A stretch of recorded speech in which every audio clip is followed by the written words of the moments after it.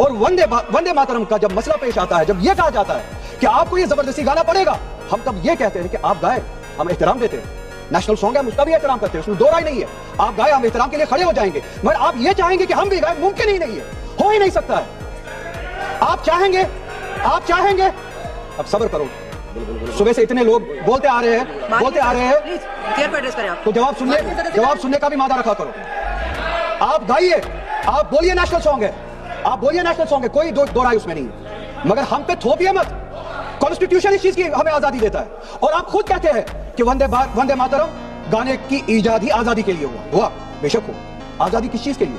आजादी इस चीज के लिए, हिंदू के हिंदू होने की आजादी, और इसी तरह से मुसलमान के मुसलमान होने की आजादी, सिख के सिख होने की आजादी। और वो आजादी आप मुझसे छीन नहीं सकते हैं, किसी भी नाम पे नहीं छीन सकते, किसी भी दबाव में नहीं छीन सकते, किसी भी सिख से उसके मजहब की आजादी नहीं छीन सकते, किसी भी हिंदू से उसकी मजहब की आजादी नहीं छीन सकते, और किसी भी मुसलमान से उसके मुसलमान होने की आजादी नहीं छीन सकते।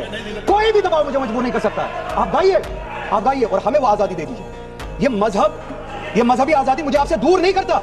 वही मजहब जो मुझे ये कहता है कि लकुम दीनकुम वलिय दीन, आपके लिए आपका दीन, मेरे लिए मेरा दीन, जिसको कॉन्स्टिट्यूशन ने आजादी दी, ये कहते कि फंडामेंटल राइट है रिलीजियस फ्रीडम। हमारा कॉन्स्टिट्यूशन हमारे कुरान की उसी आयत की तर्जुमानी करता है। 2 मिनट दे दी।